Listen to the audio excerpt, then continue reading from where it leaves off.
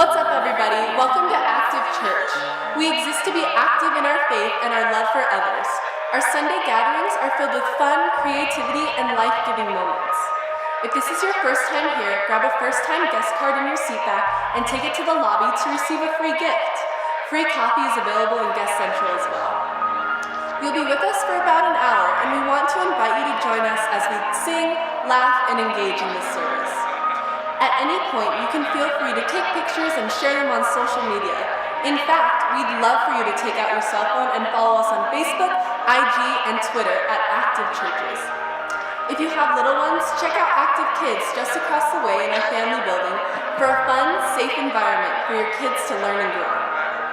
There's even a cry room for parents with newborns to enjoy the service on our live stream. Thanks again for joining us. We'll begin in just a few moments.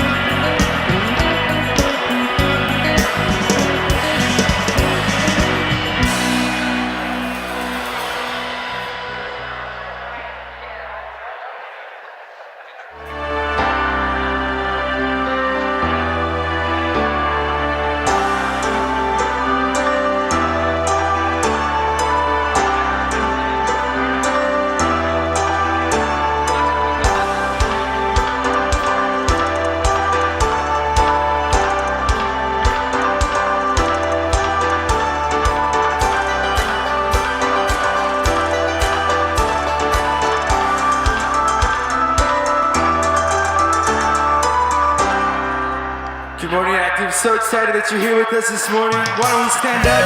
We're going to sing out and worship together. Hands up.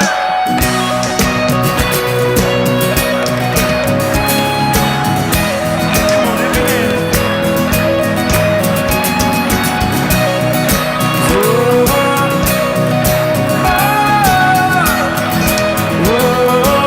Sing, there were walls between us.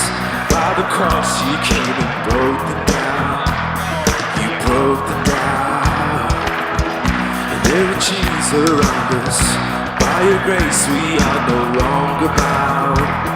No longer bound. You called me out of the grave.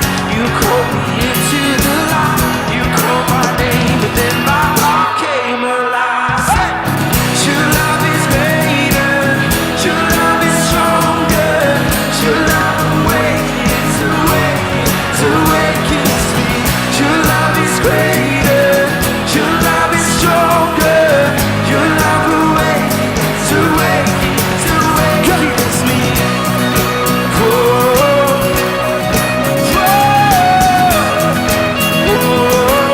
Every voice, feel the darkness shaking. All the dead are coming back to life. Back to life. Hear the soul awaken. All creation singing, we're alive. 'Cause you're alive.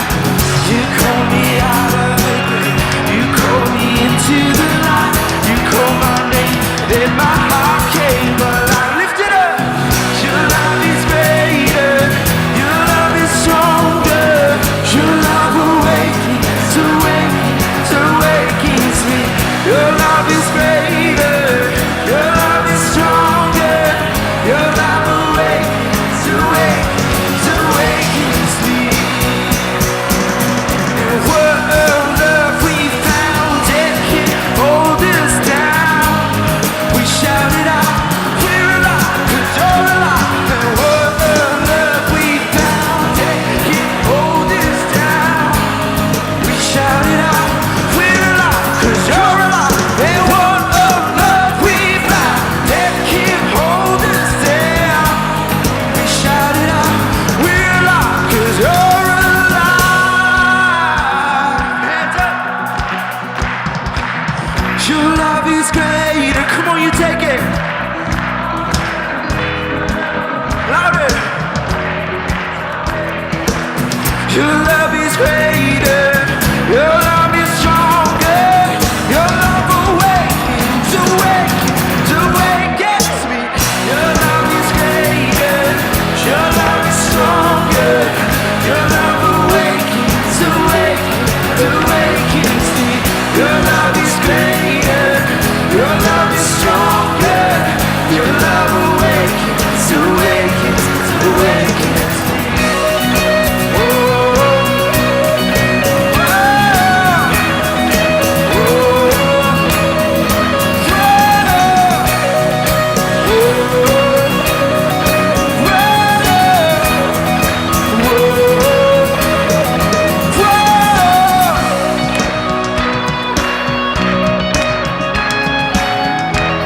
Come on, we're gonna celebrate this morning, amen. Let's lift him up.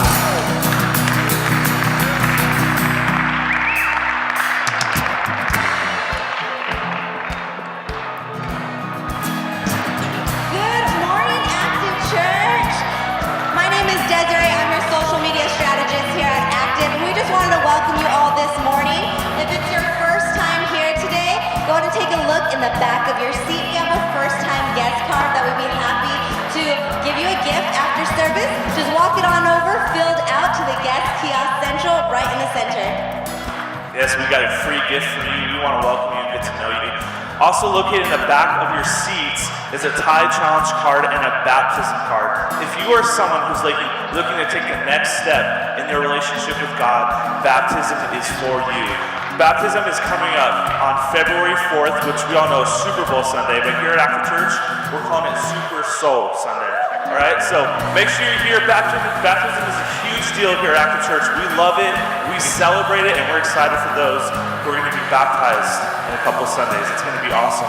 And also, don't be afraid to check in on Facebook, share the live feed, let people know you're here. We want to get the word out about Active Church, and we need your help to do that. So let's go ahead and greet each other, reach around the chairs and give someone a handshake, a high five, and a hug, and we'll be right back.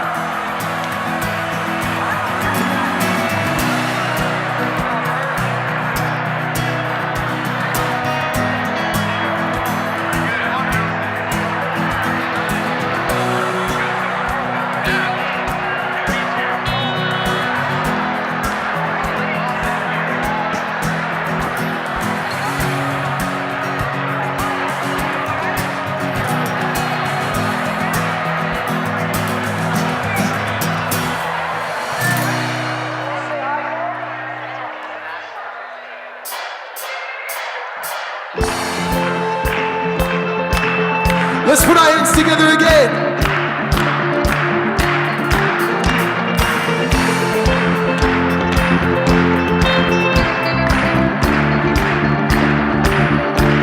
You call out to darkness. You reach down to save us. You conquer the grave, you cross the divide, lost in our sin, you made us alive. How can we ever hold it inside? We can't hold back. We're gonna lift you high, high, hearts burning bright like a fire, voices uniting and louder, louder. Never gonna stop singing. Ooh, never gonna stop singing.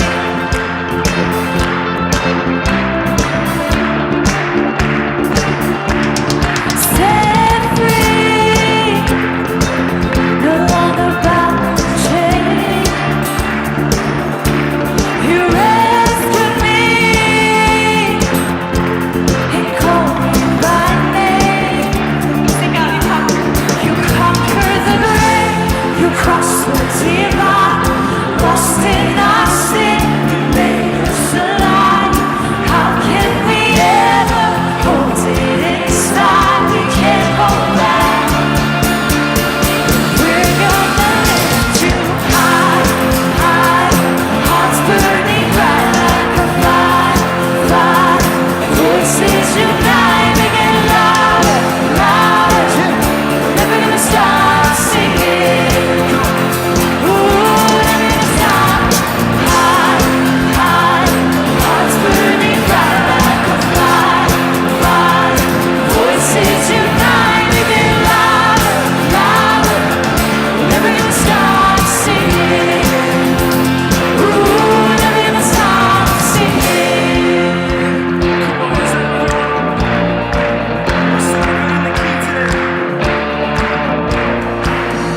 Every tribe, every tongue, every heart will sing. Every knee we will bow to the risen King. Lift him up, never gonna stop singing. Ooh, never gonna stop. Every tribe, every tongue, every heart will sing.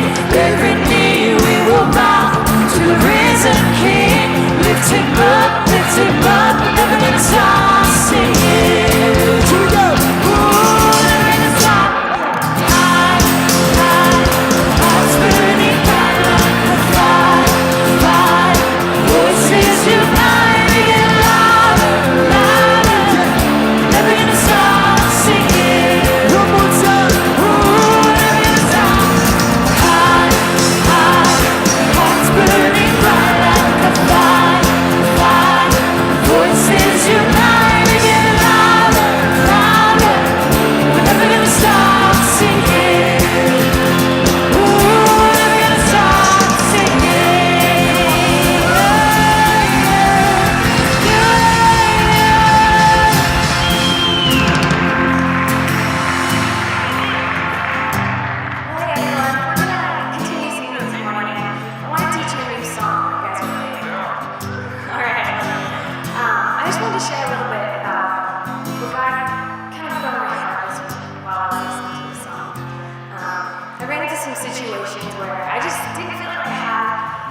vulnerable and honestly is kind of terrifying. In those moments, God just reminded me of this song. I was listening to the chorus and just the words of it. Just as the darkness trembles and you silence fears. And for me, that was just everything I needed to hear. It reminded me that our God is so big that no matter what we're going through, no matter how terrifying the situation is, He is big enough to conquer it all. So listen to these words and just sing it out. Please bring it all to peace. The storm surrounding me, let it break. At your name still, call the sea still, raging me to still every way. At your name, Jesus, Jesus, you make the darkness tremble. Jesus, Jesus, you silence fear. Jesus, Jesus, you make the darkness tremble. Jesus, Jesus.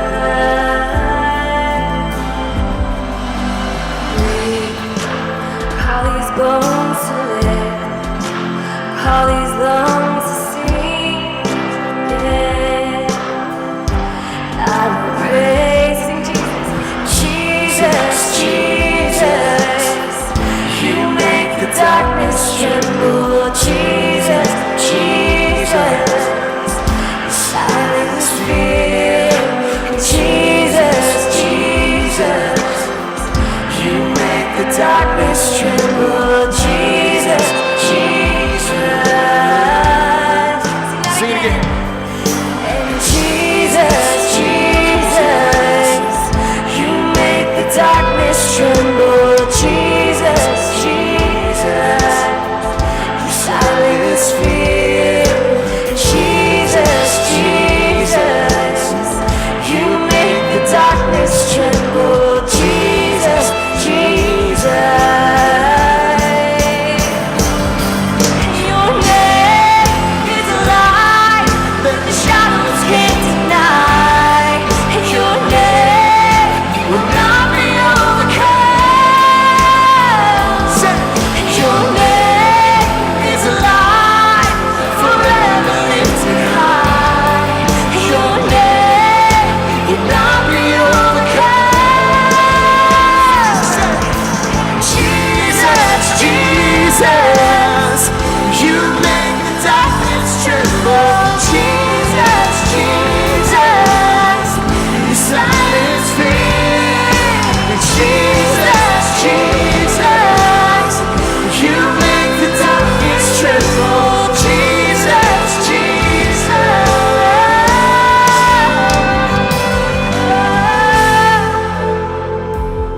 Just sing out His name. Just sing Jesus.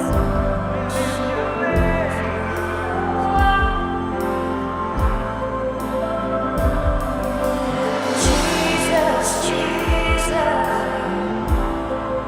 Come on, let's declare His name. Jesus, Jesus. And your name is a light that the shadows can't deny.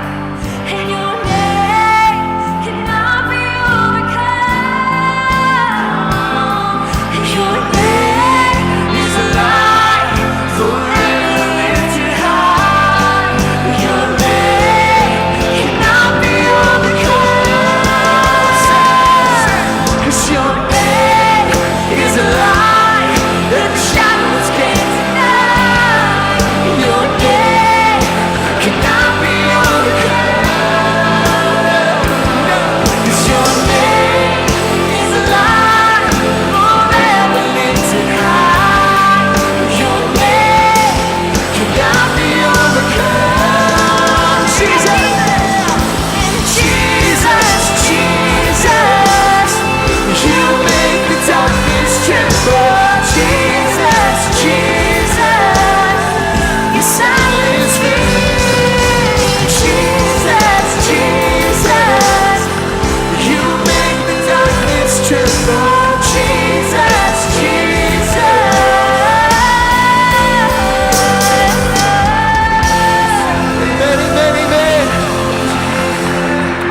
that name this morning.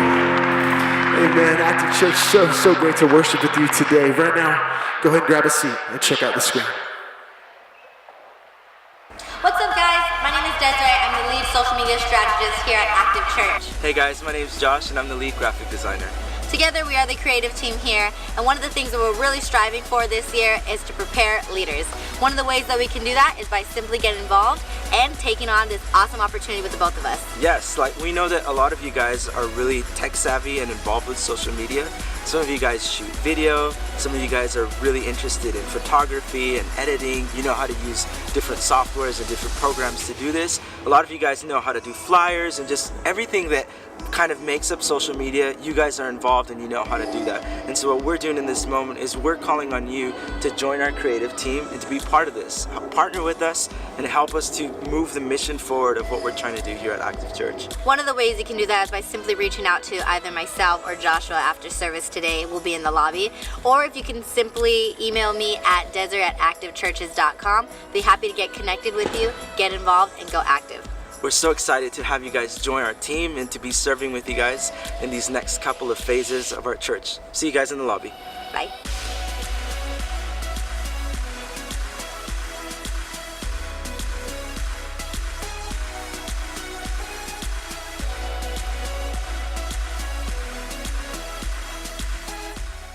What's up, Active Church? My name is Colin. And I'm Shauna, and we want to thank you for joining us today in service and online as well.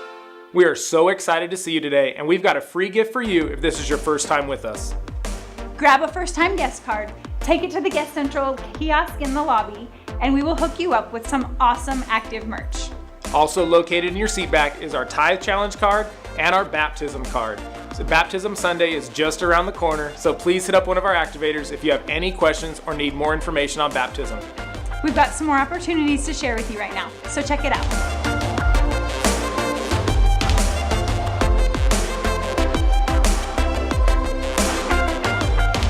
Part of what makes Active Church so special is progressing together in something we call connection groups. These groups are life-giving places where you can grow deeper in your faith and your relationship with others. Group signups begin today in the lobby. We have so many great leaders and groups to fit different personalities, life stages, and even more. Don't miss this opportunity to invest in your life and the lives of others. Sign up for a connection group today. Also coming soon is Super Bowl Sunday. On February 4th, we want to encourage you to join us for church and then a little pregame hangout after service. Nothing says Super Bowl like wings! We will have all sorts of wings, snacks, and drinks available to kick off the big game. So don't miss church on February 4th, Super Bowl Sunday, as we get the day started off right. Also on February 4th is another Baptism Sunday. If you've never experienced one of our baptism services, they are absolutely an incredible experience that you do not want to miss out on. If you or anyone you know is interested in getting baptized, you can sign up today in the lobby. That's all the announcements for today. Right now, we're going to a time we call communion. Our leaders are coming forward, and you will receive a communion stack of a cracker and a cup of juice. If this is your first time in a setting like this, please don't feel pressured to take communion this morning. For the rest of you, remember that we take communion to recognize Jesus' sacrifice and love for us. Feel free to participate by taking communion as soon as you receive the cracker and juice. When you are finished, you can find a cup holder near the bottom of the seat in front of you to place your empty cups. Thanks for being with us today. Our service will continue in just a moment. Hi, my name is Mike. Right now in the room, they're practicing what we call communion. It's a great unifying moment, and it's a way that we honor Jesus. And while they're doing that, we just wanted to tell you what happens throughout the week here at Active Church. Tuesday night is Active Youth, ages 6th grade to 12th grade. And it's an incredible night of small groups, big time worship, big time message, and a great way to join a community. If you're interested, we'd love for you to come and hang out with us. Small groups start at 6 p.m. and they run till 7 p.m. And then our big group time starts at 7 p.m. And we'd love for you to come and hang out with us. Again, 6th grade to 12th grade. Also throughout the week and all over the Yucaipa area and surrounding cities, we have connection groups. These are groups from 8 to 12 people. They gather together, they discuss things, talk about things, engage with God and with others. They eat together. It's a great way to find your fam, your crew, your community, and we would love for you to jump into a connection group here at Active Church.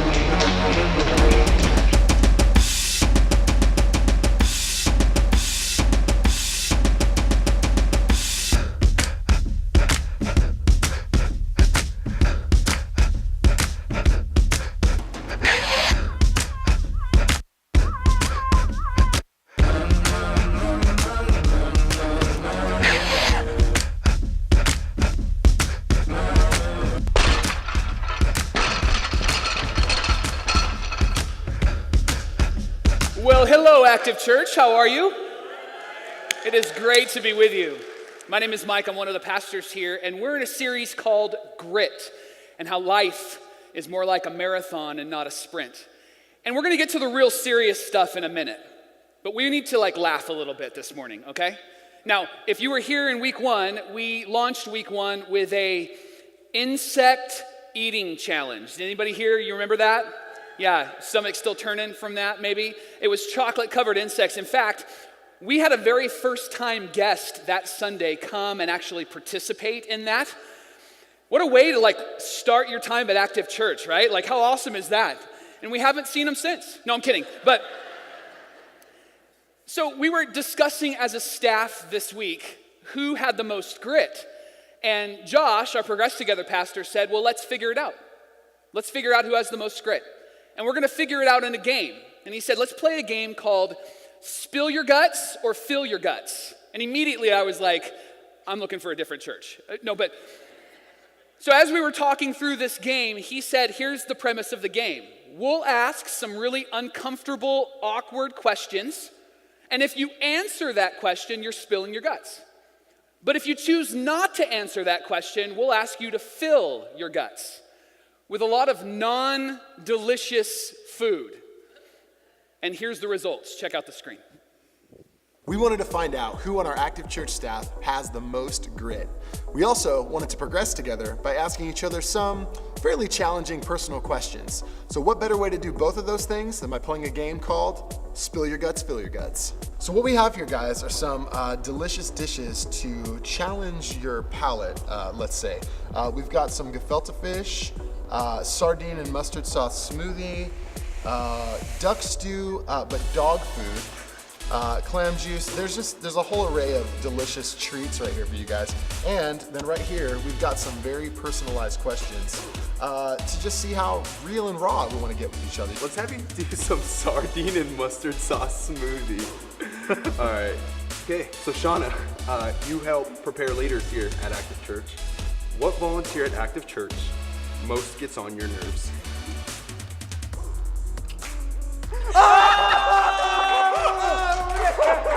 looked at me right before she drank it too. The pickled pig's feet. Because I don't want to end up with that, so I want to get rid of it. Of all the Active Church staff, who is your least favorite? Josh. Joe, of your two bosses, who do you like better, Pastor James or Pastor Mike? Oh, that's...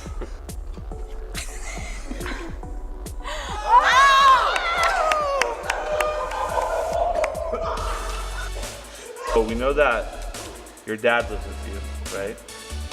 You love your dad? Yes. Has your dad ever walked in and interrupted you and your husband? What? No, that's an easy one, no. Let's do the pickled pig's feet. Okay, that's pretty bad. So you've toured around to a lot of different cities. Yeah, yeah. And led worship at a lot of places. Totally. What was the worst church you've ever played at? We're gonna tag them in this video. No, yeah, they're good. It was. Oh. You. Oh. Guys, that is not good. I'm sorry, Heidi.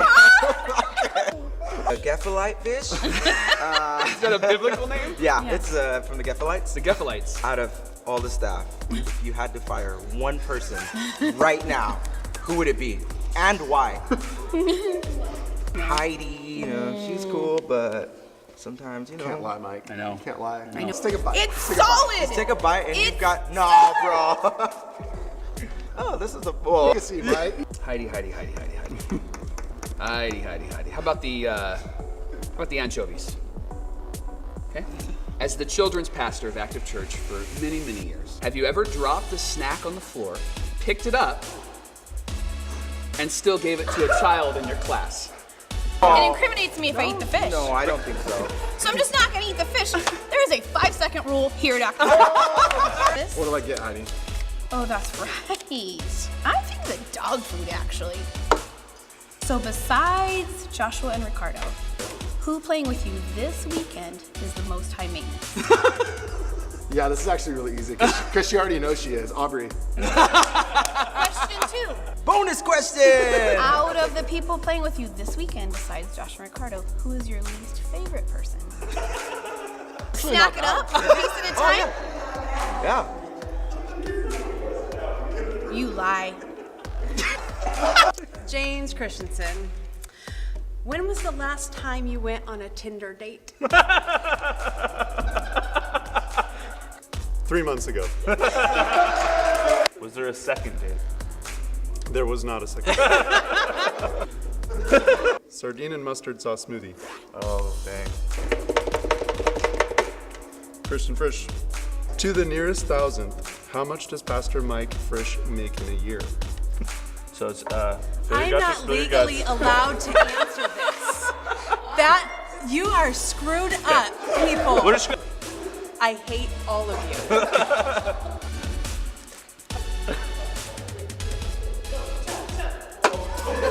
Spill your guts or fill your guts with this. It's got like This is sand Christian in it. Frisch. It's like,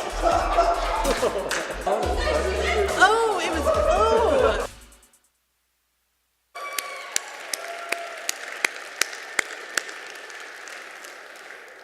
You know, typically after church you want to go and eat. I don't know now if you even want to go and eat, right? It was gritty, literally, like gritty eating that stuff. But hey, we're in the series called Grit, and it really was kind of developed by an author and speaker named Angela Duckworth. And she talks about how grit is setting a long-term goal, and it's driven by our passion and by our perseverance. Our passion is where we're convicted. This is the best way forward. And our perseverance is we're going to rise to the occasion. And so we've been talking about what it means to drive forward and to rise to the occasion, that we're going to be people of grit in 2018. And so week 1, we talked about how God creates a space for us, how God creates a space for us to discover what it is that he created us for.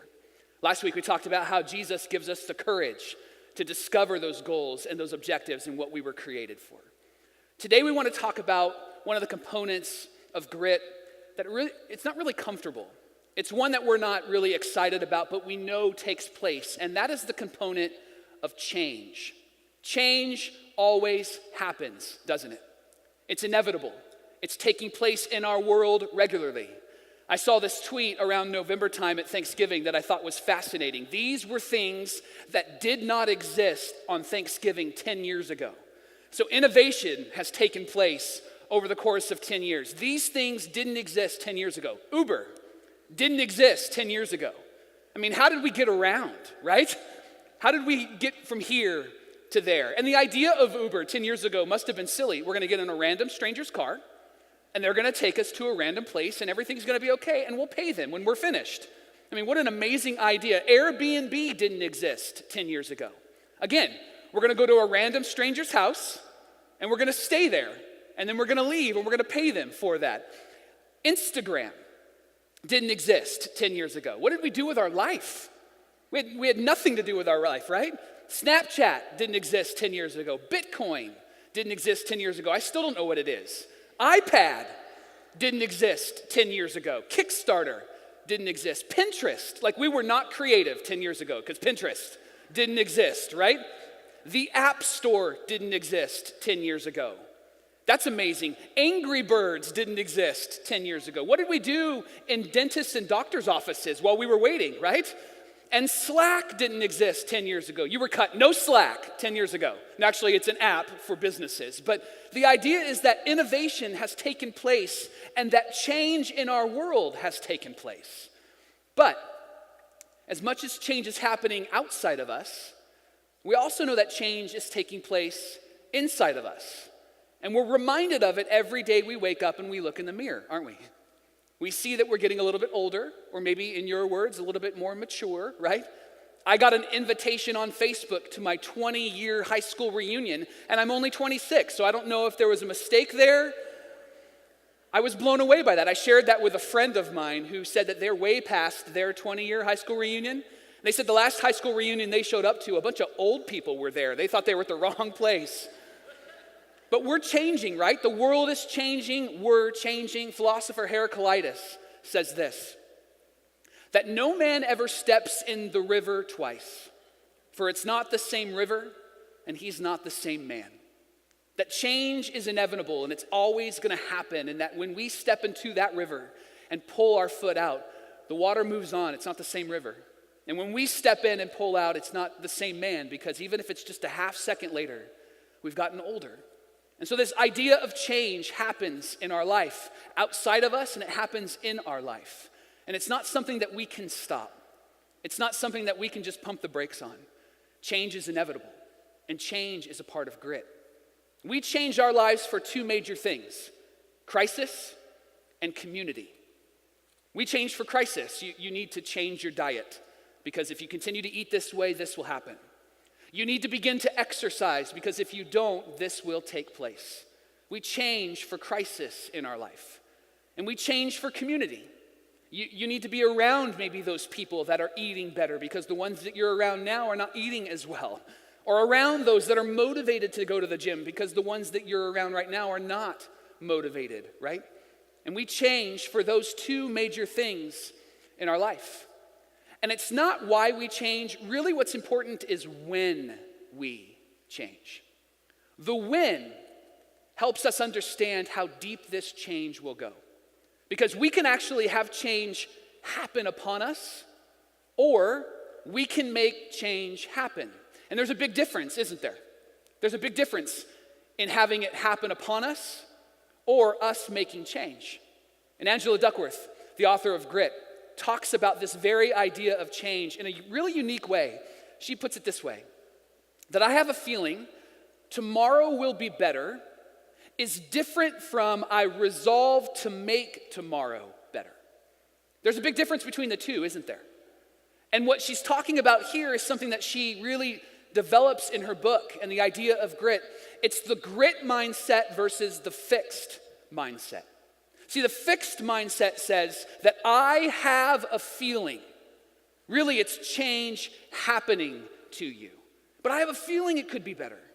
But a grit mindset says, I resolve.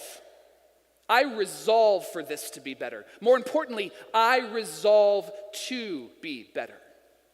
Those are the differences between the grit mindset and the fixed mindset. Go ahead and throw those up, Aaron. These are the reasons we make changes, but one is happening, and one we make happen. And the reason why we make change, the reason why you make change and the reason why I make change is because we have something in us that unites us, that we all have in common. We all want to be known for something. We want to be known for something. Now, if we dig a little deeper, we want to be known for something good, don't we? We don't want to be known for something negative. We want to be known for something positive.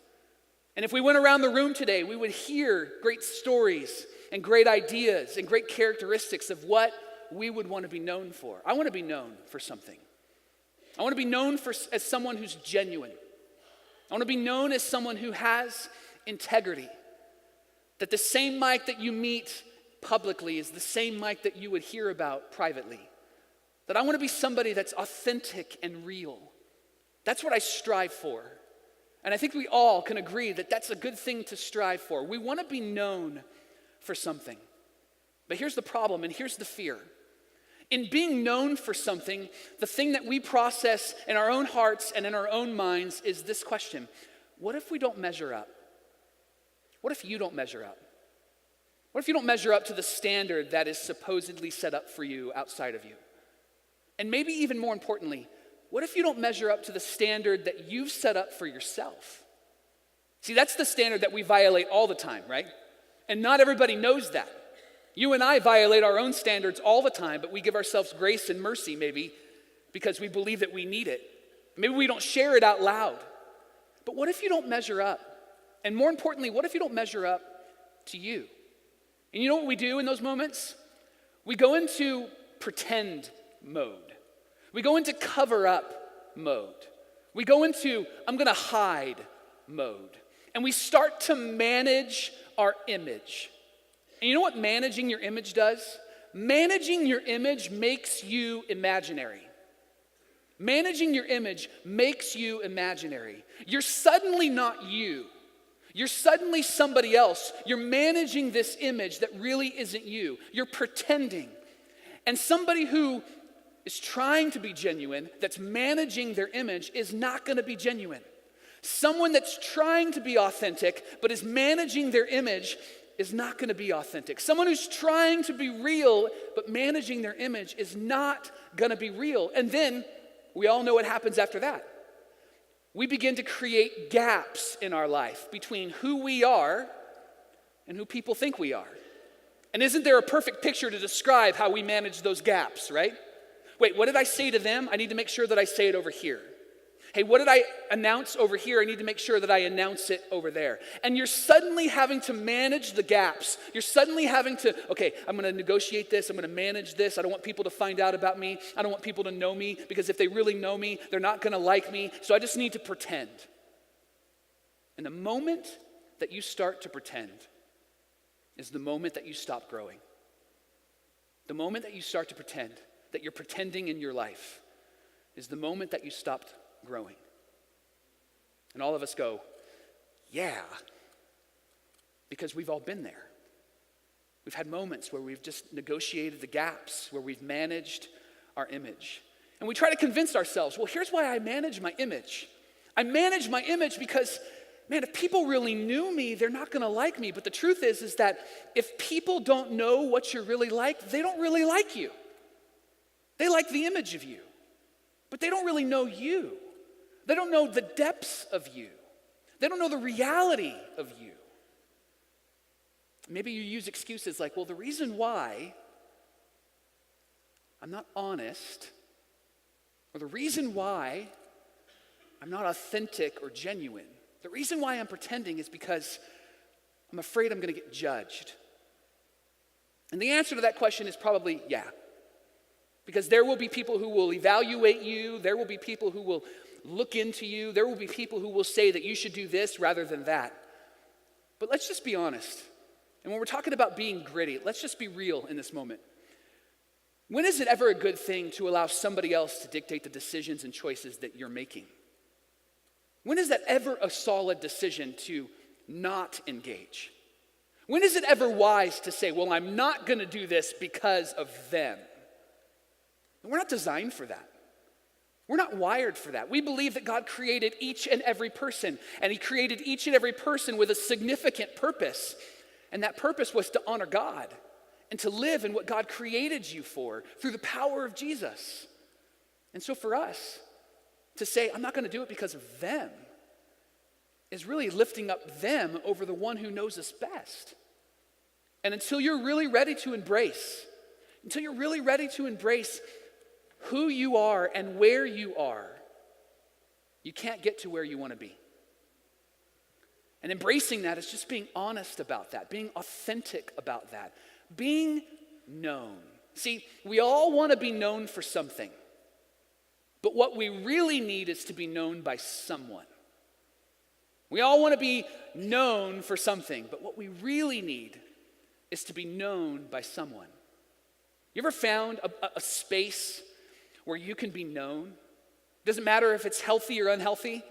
There's a space in our lives, and maybe you've discovered that. Maybe it was in your teenage years or junior high years, or maybe it was recent, or maybe there was a moment in your life that you can look back to and go, I felt like I was really known by them. And it may have not been healthy, maybe it was healthy, but you begin to say things like, man, those people are real. Those people are authentic. Those people are genuine. And the reality is maybe they were real, authentic, and genuine because it was the first time that you were real and authentic and genuine with someone. That they actually got to know you. They actually got to discover you. That's why rehab romances are popular. You ever heard of rehab romances? Where people that go to rehab in an environment where they can't pretend anymore because they've been pretending for a long time. They've been managing the gaps. They've been managing their image. And they go to rehab and they find someone and they fall in love because that person is being real with them. There's no filter. Everything's authentic. Everybody wants to get better. Everybody's moving towards getting better.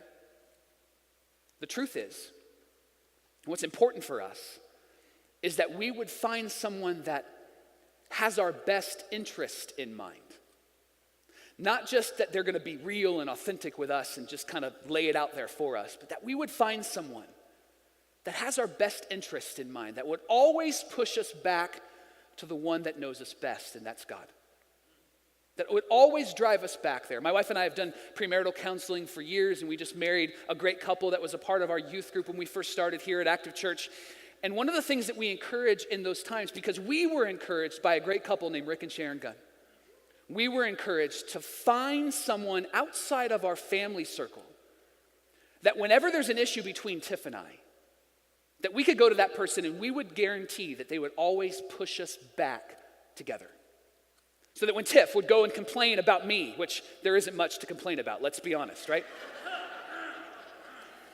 When Tiff would go and complain about me, she would go and she would say, Mike never refills that iced tea pitcher. Every time he undoes the iced tea, he doesn't refill it or wash it. And it just so frustrates me, I'm going to divorce him. Because that's the extent of what I do in our house, right? And I'm also lying to you right now. But there would be a guarantee that the person that she talks to would go, do you think that this is divorceable? Hey, maybe you should have a conversation with him. Maybe you should sit down and work this through because we want you and want what's best for you to be found in the hands of God, in the hands of Jesus. Craig Rochelle is a pastor and he's an author and he's a speaker, has a great, great line that said, show me your friends and I'll show you your future. Show me your friends and I'll show you your future. And so if we're going to be known, not just known for something, but known by someone, we need a place for that, don't we? We need a place where we can be known. And here's an interesting thought that will be strange for some of you and not so strange for others. That the place that this is supposed to happen, where we're known by someone, is the church. This is the place where it's supposed to happen. Now, for some of you, I don't have to convince you of that. You've been a follower of Jesus for a while, or you've been a part of the church for a while, and so you're like, yeah, of course. This is exactly where it needs to take place. But then there's others of you that are sitting in the room or maybe watching online that are going, I don't know about that. And that's okay if this is an answer that makes you struggle a little bit, because this is a new environment for you. And maybe for you, it'll be a risk. Maybe for you, it'll be a stretch. Maybe for you, it'll be a big, giant step. But maybe perhaps that's one of the reasons why people who don't believe in Jesus would still call him a good prophet, because they believe that he lived a good life and he shared some really good things that were life-changing. And maybe the new thing that you could do, if you're not a follower of Jesus, maybe the new thing you could do in 2018 is to take a step into what the church offers and give it a shot. As Christians, we don't believe that Jesus was just a good man and a good prophet and lived a good life. What changed the game for Christians was the resurrection of Jesus. That he was dead on a Friday and then he was alive on a Sunday. That he was God in the flesh that came down. And so because of that, we take his words serious. And he creates what's called the church, when a bunch of Christians get together. A place where it's safe to be known.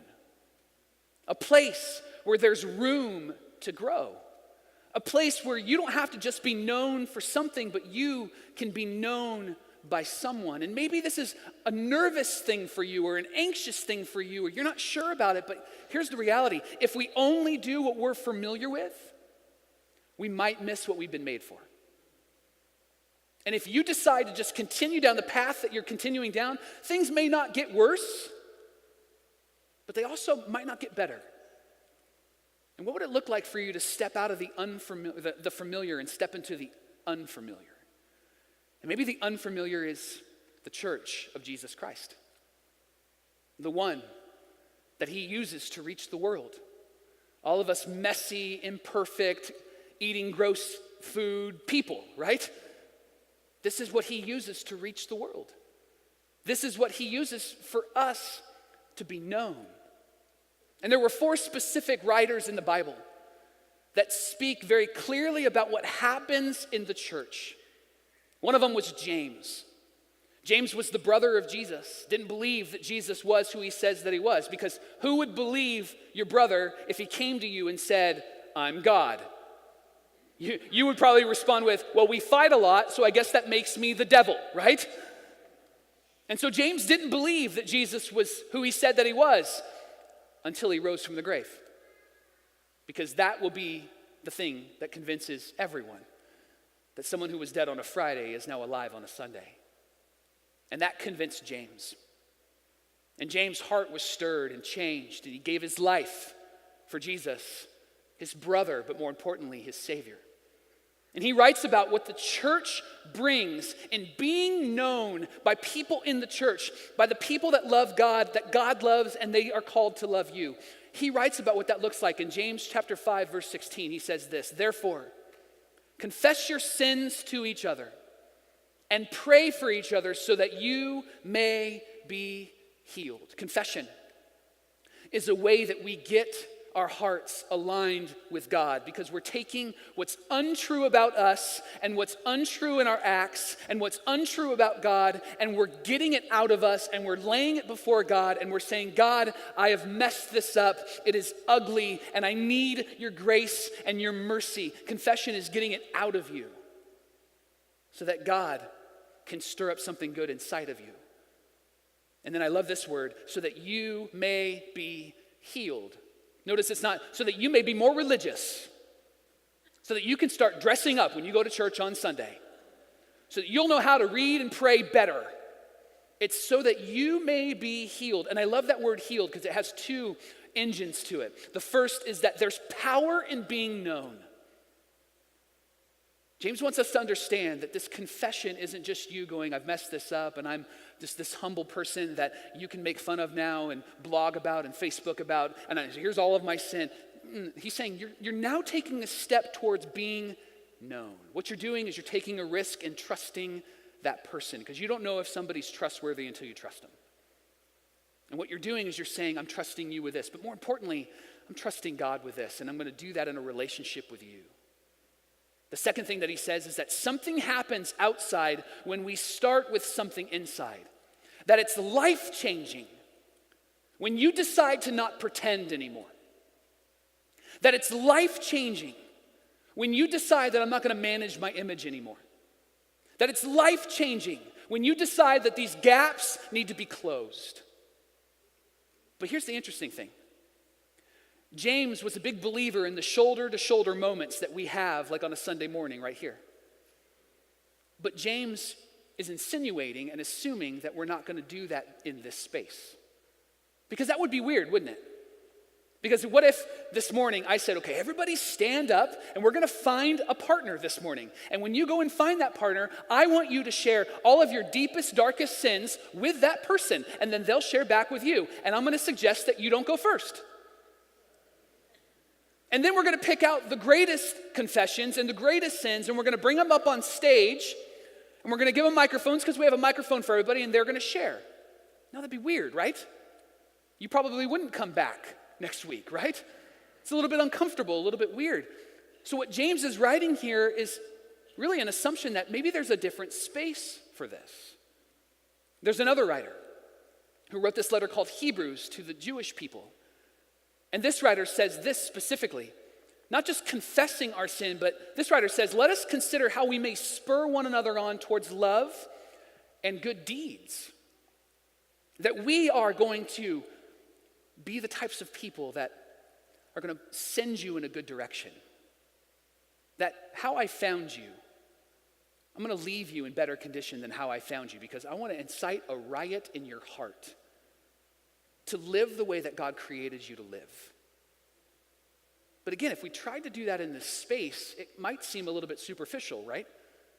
You would immediately start going, I need some words, I need some phrases, maybe I can Google search something and I can share that. What was in my daily reading this morning, or what did I see on Twitter that was a great hashtag? And it'd kind of be superficial. Listen, shoulder to shoulder moments are good, but this writer is also assuming that there's a different space for this. Another writer, his name was Paul. He wrote to some Christians called the Galatians. And he writes to them not just this idea of confession and not just this idea of spurring one another on towards love and good deeds, but he writes that if someone is caught in a sin, you who are spiritual should restore them gently. Now, this is a verse that maybe we can misread, and so let me just bring some clarity to it. You who are spiritual is not you who are better. You who are spiritual is not you who are superior. You who are spiritual is not you who are activators or pastors or leaders. You who are spiritual are those that go, man, I know that God made me. I know that God created me, and I love his son, and his son leads my life, and I want others to know about Jesus and what he's done for me. And so because I'm in relationship with you, I'm going to be a part of helping you navigate this difficult season of life.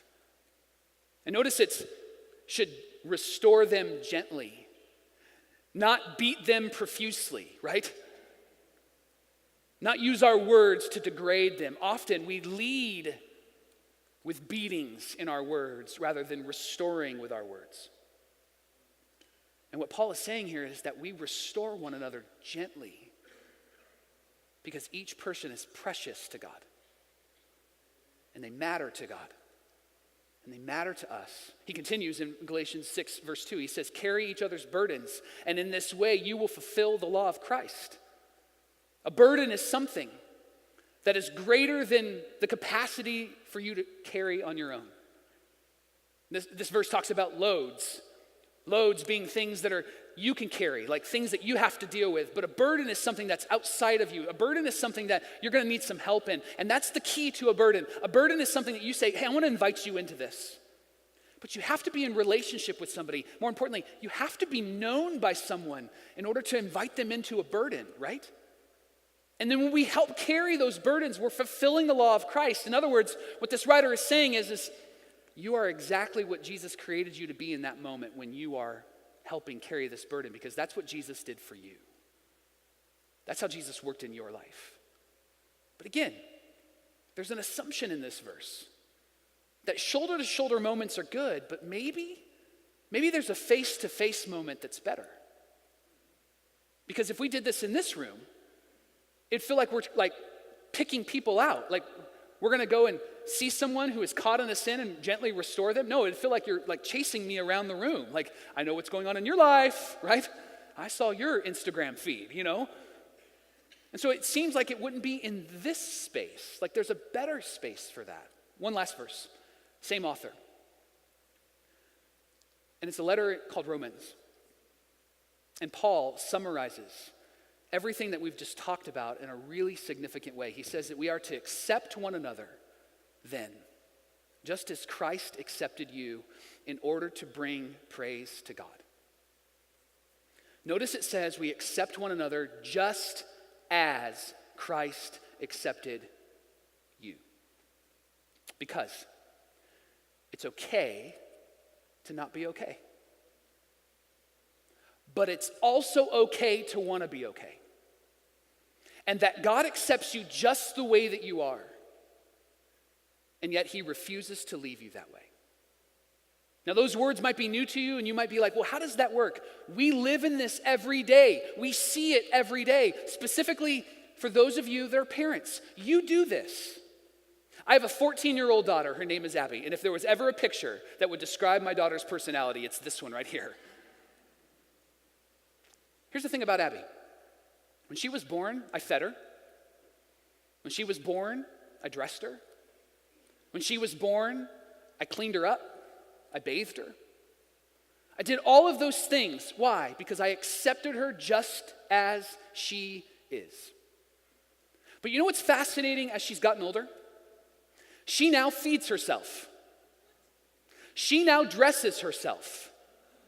She hasn't figured out how to clean up after herself, but I think 2 out of 3 ain't bad. Right?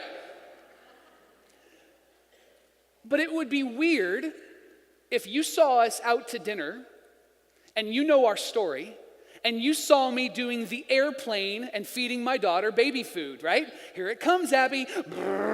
Like that would be weird, right? That's strange. Because you would say, well, she seems to be of age where she can feed herself. The idea is that I accepted her just the way that she is when she was born. But as a dad, I refuse to leave her that way. And the writers of the Bible call God our Heavenly Father.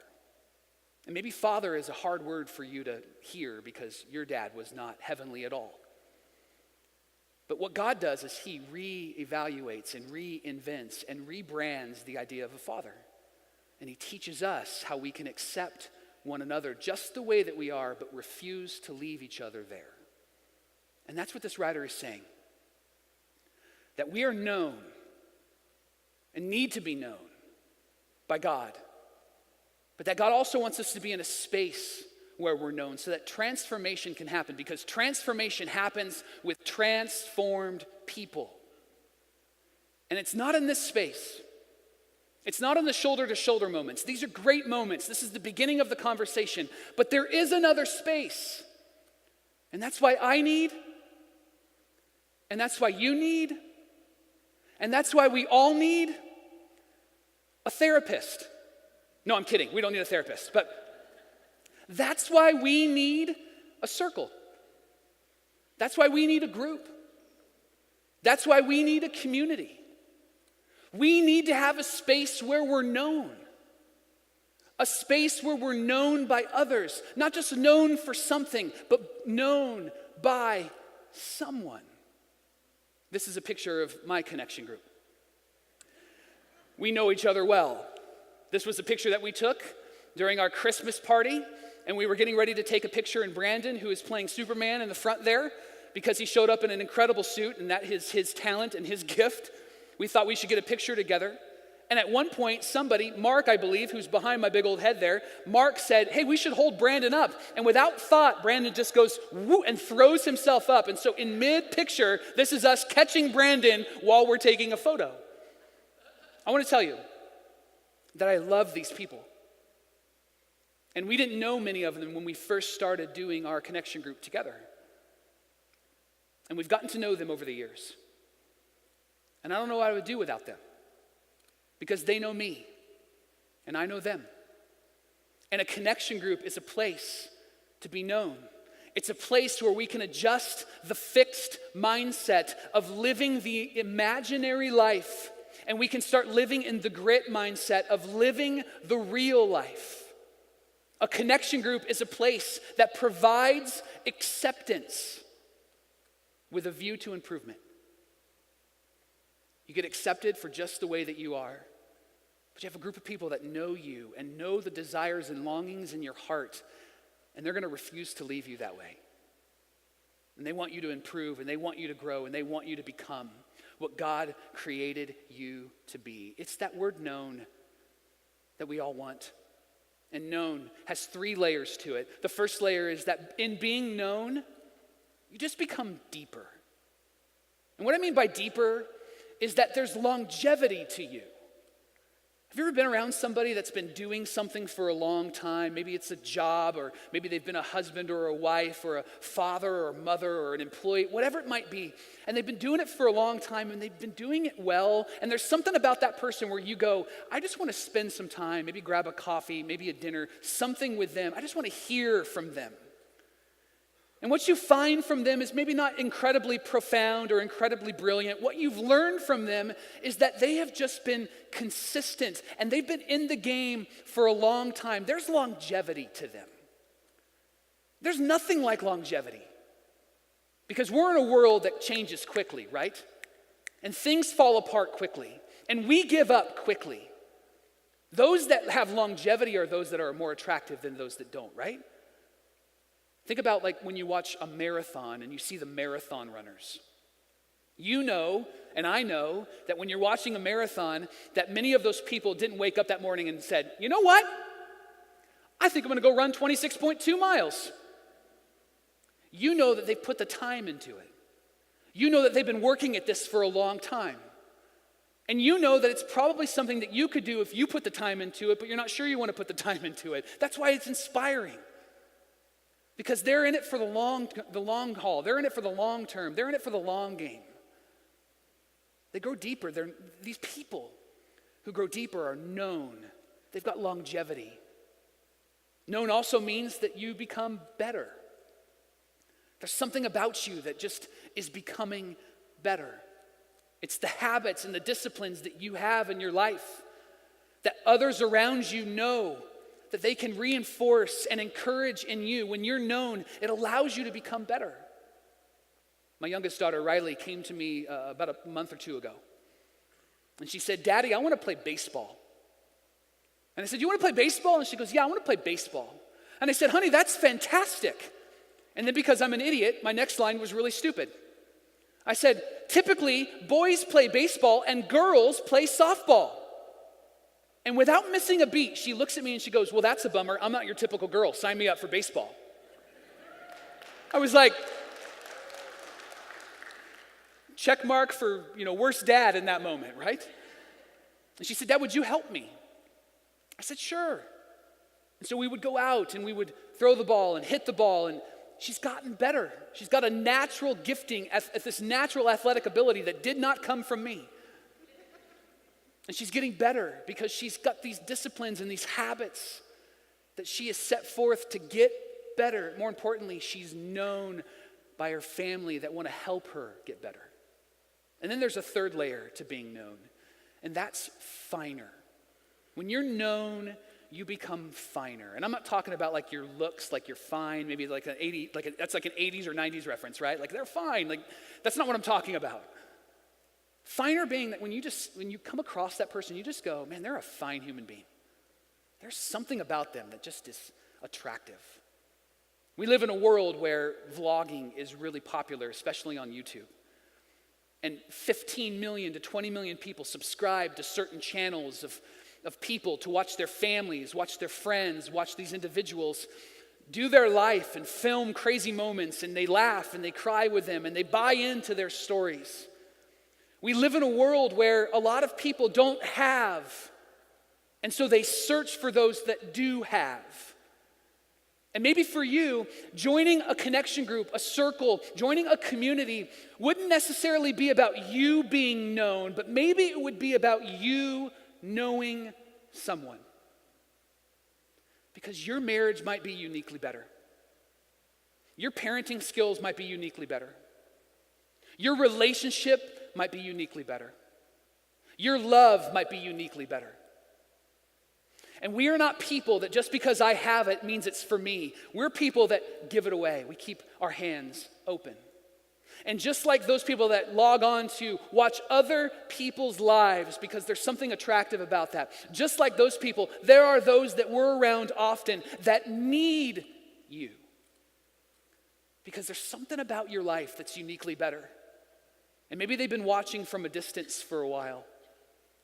And now it's time for you to help them draw close because you have something that they may never have. And you can be that someone in their life that knows them. I love this quote from Angela Duckworth as she's talking about this very idea. She says this: "When I'm around people, my heart and my soul radiate with the awareness that I am in the presence of greatness. Maybe greatness unfound or greatness underdeveloped, but the potential or existence of greatness nevertheless.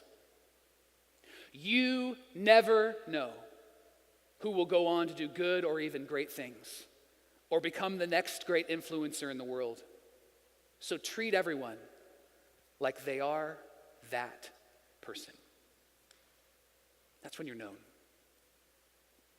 And the space where we move from shoulder to shoulder to face, eyeball to eyeball, is a space where we find real people, a space where we find real friends, and a space where we find real change.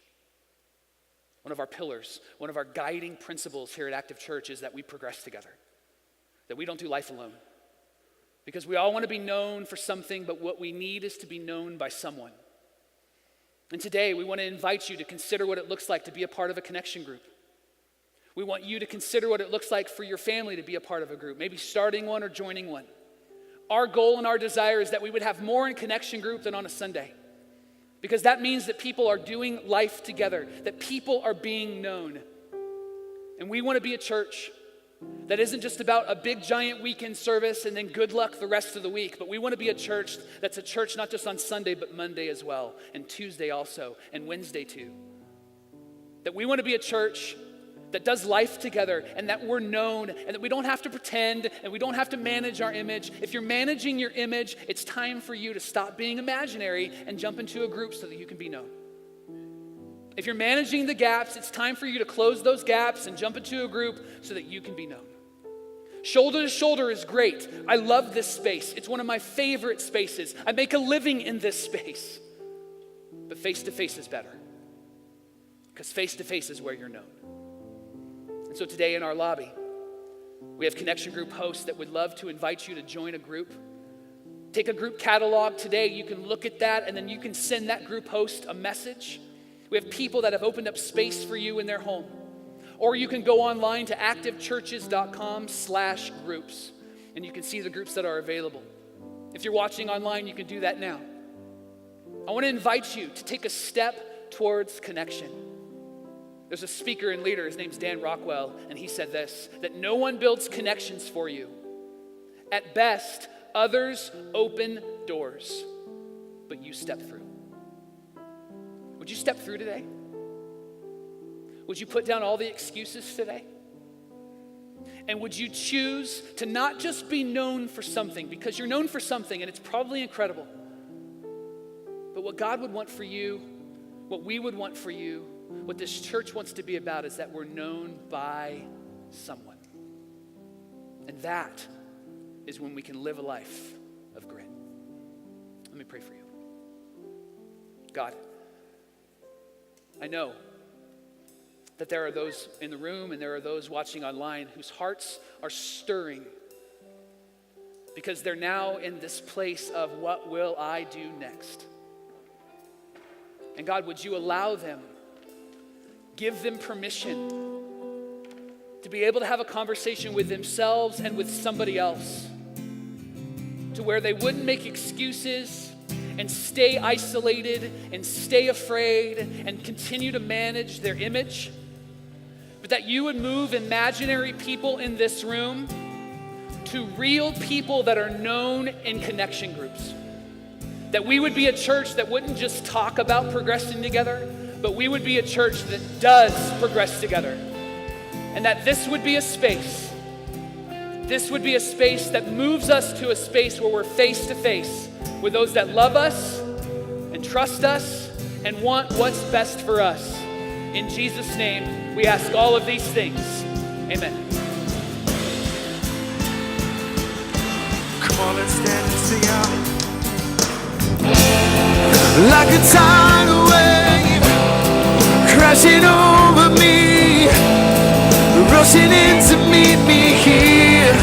Your love is fierce, like a hurricane that I can't escape. Take me through the atmosphere. Your love is fierce, like a tidal wave, say, crashing over me, rushing in to meet me here. Your love is fierce, like a hurricane that I can't escape. Take me through the atmosphere. Your love is fierce. It's your love, Lord. Oh, your love.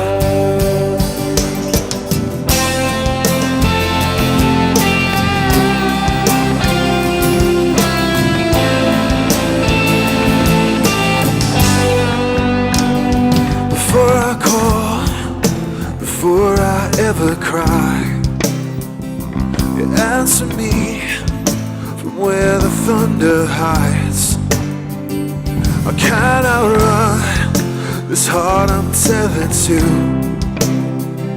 With every step, I collide with you. Come on, every voice and say, like a tidal wave crashing over me, rushing in to meet me here. Your love is fierce, like a hurricane that I can't escape. Take me through the atmosphere. Your love is fierce. You cannot fail.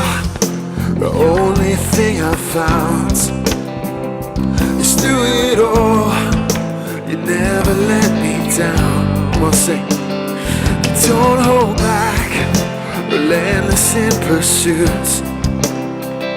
At every turn, I come face to face with you. Say, like a tidal wave crashing over me, rushing in to meet me here. Your love is fierce, like a hurricane that I can't escape. Tear it through the atmosphere. Your love is fierce. Oh, your love. Oh, your love. If you would have a seat for just a minute. We wanted you to hear from two great people that have joined a connection group in this last season and the work that God has done in them and how they got involved and why you should get involved. So if you would, check out the screen.